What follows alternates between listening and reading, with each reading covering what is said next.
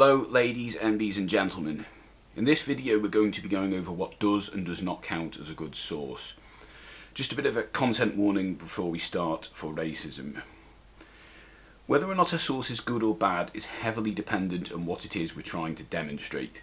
As Thomas argues, not all sources are equal. Think about the quality of the source. Is it primary or secondary? Is it based on research evidence? Has there been a peer review process?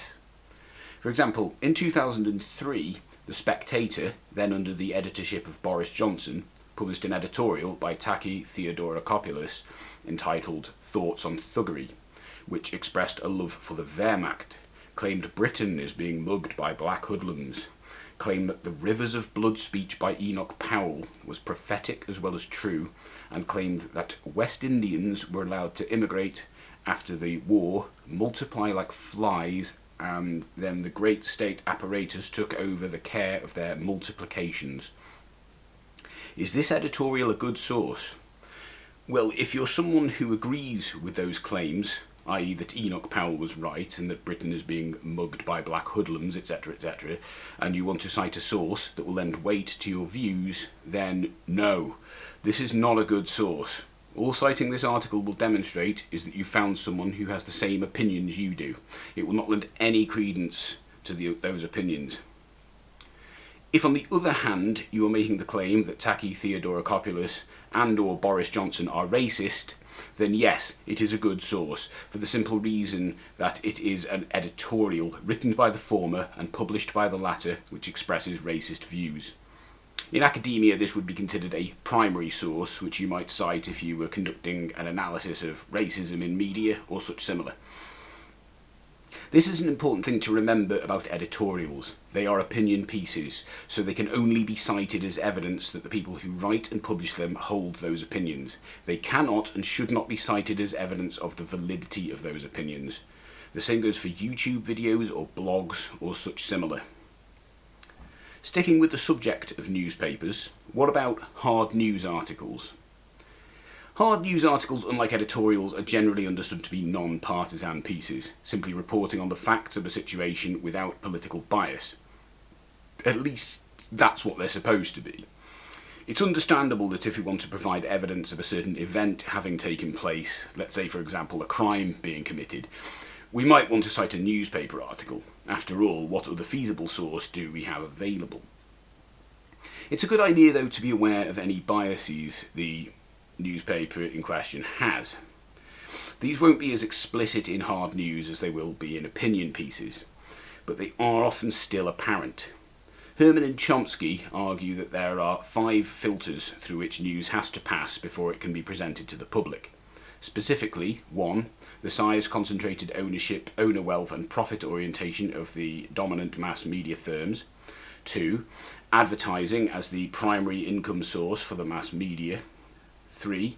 The reliance on the media on information provided by government, business and experts funded and approved by these primary sources and agents of power. 4. Flack as a means of disciplining the media. 5. Anti-communism as a national religion and control mechanism. I haven't really got time to explain those in detail in this video, but I will be looking at them in greater detail in future videos. In brief, Herman and Chomsky argue that news publications are often dishonest and biased due to the interests of the people who own the papers and pressure put on said newspapers by outside forces. Conboy argues that tabloid newspapers are often concerned with making the news exciting first and foremost, and this typically involves focusing on people at the extremes of human experience and behaviour. He further argues that tabloids are often racist, xenophobic and sexist in their presentation of what is supposed to be hard news. It is by no means just tabloids that have a habit of right-wing bias. In a study of British broadsheet newspapers, the Financial Times, the Guardian, the Independent, the Daily Telegraph, the Times, the Independent on Sunday and the Sunday Times, Richardson identified numerous examples of anti-Muslim rhetoric, including the normalisation of Israeli aggression towards Palestinians. With these things in mind, it's best to rely only on newspapers as sources that events have happened, but not as reliable, unbiased analyses of said events. For example, Conboy discusses a Daily Star headline, "Fire Nut is caged." I don't question the Daily Star's assertion that an arsonist was imprisoned. However, I do question, as Conboy does, the appropriateness of referring to said arsonist as a fire nut, given as it makes crude speculations about the mental health and perhaps contributes to a narrative of othering people with mental health problems. Similarly, when The Independent uses a phrase such as the Jewish neighbourhood planned for the outskirts of the city, I don't doubt that there was such a neighbourhood planned, but I do question, as Richardson does, the choice of words when what is being described is the violent annexation and illegal occupation of Palestinian land.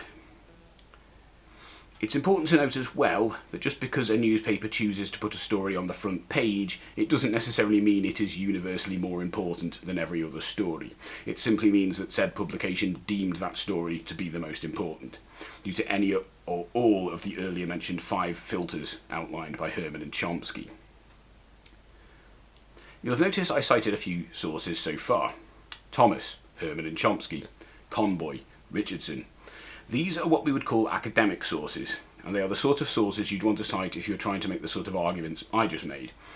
Anyone can throw around claims of newspapers being biased and or contributing to some sort of narrative, but unless analyses have been conducted of these newspapers and evidence gathered and presented and the findings explained, these claims are not substantiated. The academic sources I've cited here are specifically what are known as secondary sources. That is to say, they are textbooks containing other people's analyses of, in this case, news media, not the news media itself. The latter, as I stated earlier, would be considered a primary source. Primary sources are what I would cite if I were conducting an analysis of my own, such as a university dissertation. However, I'm not an academic researcher, so I am simply citing secondary sources, i.e. referencing the analyses people who are academic researchers have done. Something I will admit, I have in the past had a tendency to use the phrases academic source and peer-reviewed source somewhat interchangeably. As San Jose State University explain, all peer-reviewed articles are scholarly articles, but not all scholarly articles are peer-reviewed. The University of Nevada provide a helpful overview of how peer review works. It's important to note that peer review is an exhaustive and ongoing process, contrary to the claims of opponents of peer review that it is somehow akin to unquestionable religious dogma. The University of Toronto explained that while a lot of academic books are not peer reviewed, they can still be good scholarly sources, providing some helpful information on the subject. Swansea University advised their staff when putting reading lists together, academic content is continually being updated as new research theories and discoveries emerge. Therefore, it is crucial that reading lists evolve alongside these changes to remain relevant and provide students with the most current information. As new editions of textbooks, articles and other scholarly materials become available, consider regularly reviewing and updating your list to include these newer resources.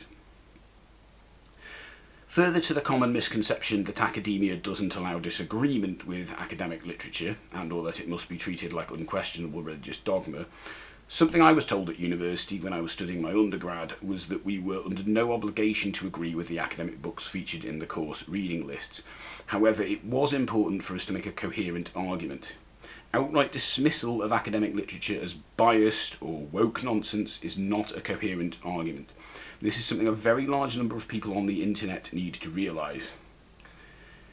Further, if you can make a coherent argument against a certain piece of academic literature, you need to present that argument to academia, not on YouTube. Contrary to popular misconception, academia is very keen to be shown where it is wrong about things, as it allows them to update their body of work. That's why we get first, second, third, etc. editions of textbooks and why certain studies get discredited. Something that's important to note here is that we're talking about academic literature, not simply literature written by academics. There is a difference.